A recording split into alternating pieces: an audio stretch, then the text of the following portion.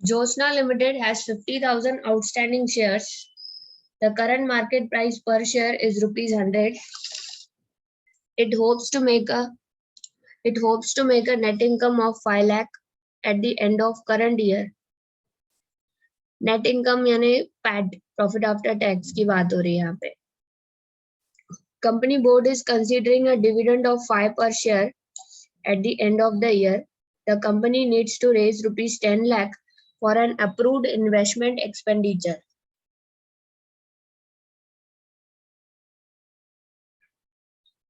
For an approved investment expenditure, the company's capitalization rate is 10%. How does the approach affect the value of firm if the dividend are paid or not? सबसे पहले approach क्या होता है, इसके अंदर अगर dividend पे करते हैं तो भी वैल्यू सेम रहेगी शेयर की, अगर डिविडेंड नहीं भी पे करेंगे तो भी उसकी मार्केट वैल्यू ऑफ फर्म तो सेम ही रहेगी.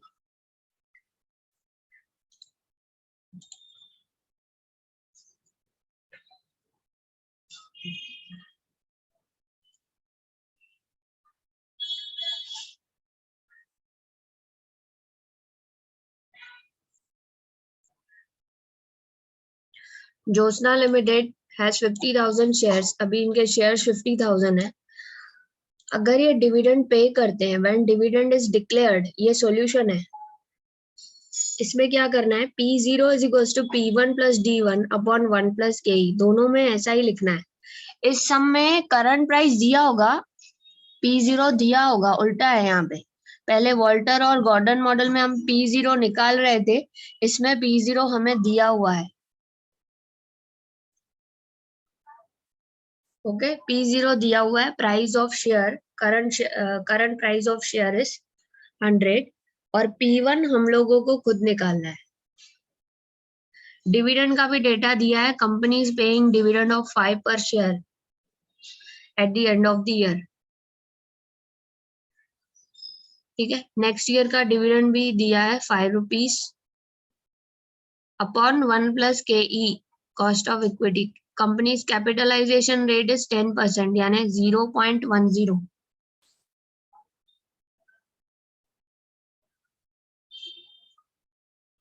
Okay,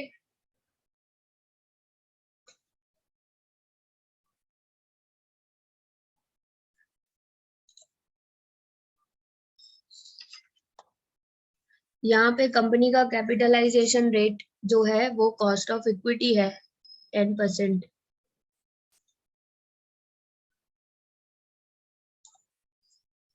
$100 is equals to P1 plus 5 upon 1 plus 0.10. 100 into ये क्रॉस मल्टीप्लाई में डिनोमिनेटर से ये मल्टीप्लाई होगा equal side. 100 into 1 plus 0.10 is equals to P1 plus 5. 110 minus 5, P1 is equals to 105. ये 2 marks में मैं दूंगी इफ डिविडेंड इज डिक्लेयर्ड. तो आपको क्या लेना है, डिविडेंड क्वेश्चन से लेना है, कॉस्ट ऑफ इक्विटी क्वेश्चन से लेना है. यहाँ पे दिया हुआ है, यहाँ पे दिया हुआ है 10% और करंट प्राइस भी क्वेश्चन में ही दी हुई है. Market price is current price. ठीक है, मैं आपको बोलूंगी मॉडल से कैलकुलेट करो. तो ये फॉर्मूला याद रखना, P0 is equals to next year price, next year dividend, P1 plus D1. P1 मतलब नेक्स्ट ईयर प्राइस, D1 मतलब नेक्स्ट ईयर का डिविडेंड और KE मतलब cost of equity.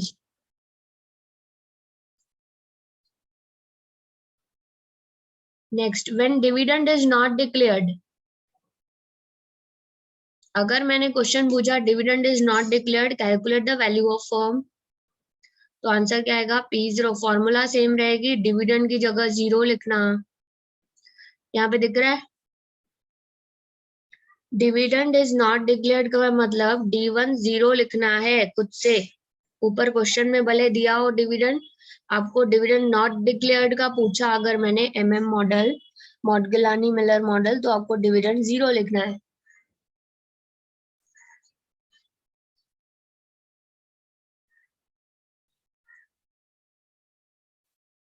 100 into 1.10 denominator से cross multiply P1 is equals to 110.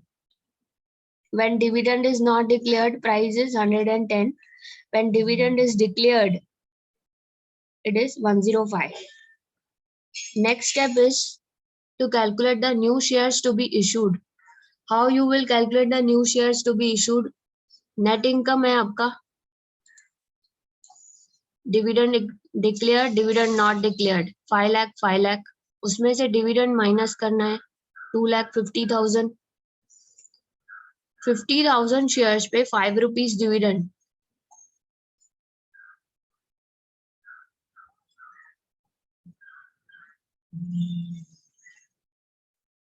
$2,50,000 dividend. Retained earnings 2,50,000.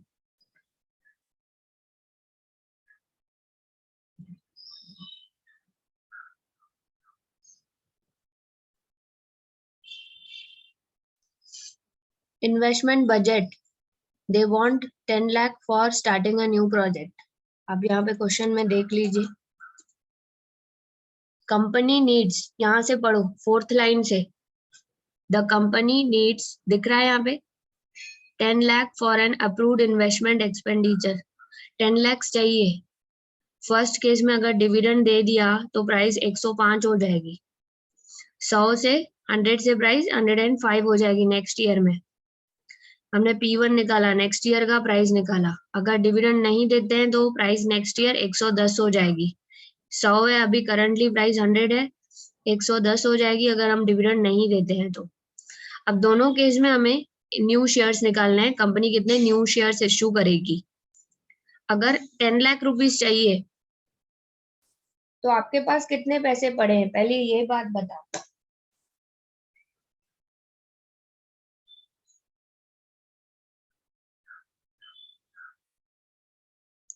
Company के पास old shares हैं 50,000, यानी 5 लाख रुपए हैं 10 रुपीस के हिसाब से.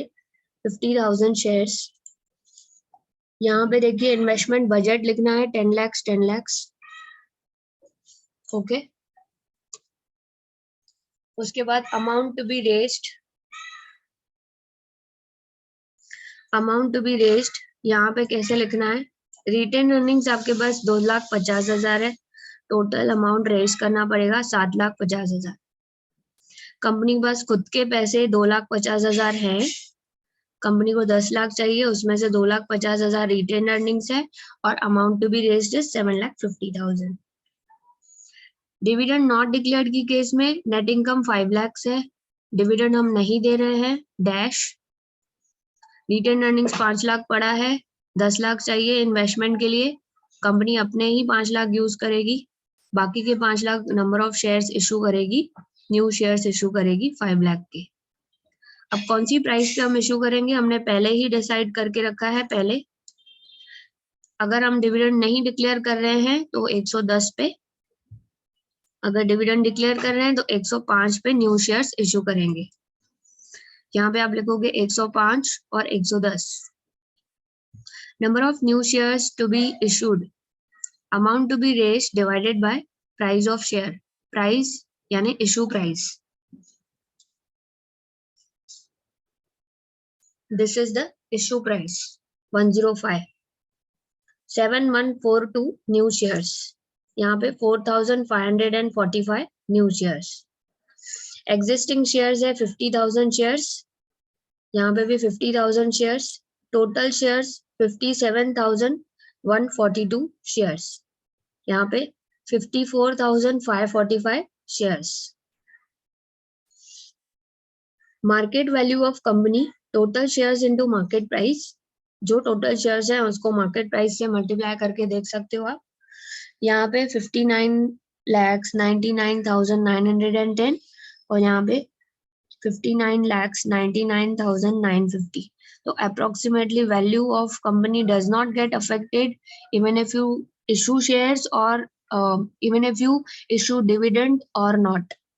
Okay, if you issue dividend you have 59 lakhs value of a company, and here also you have value of company 59 lakhs.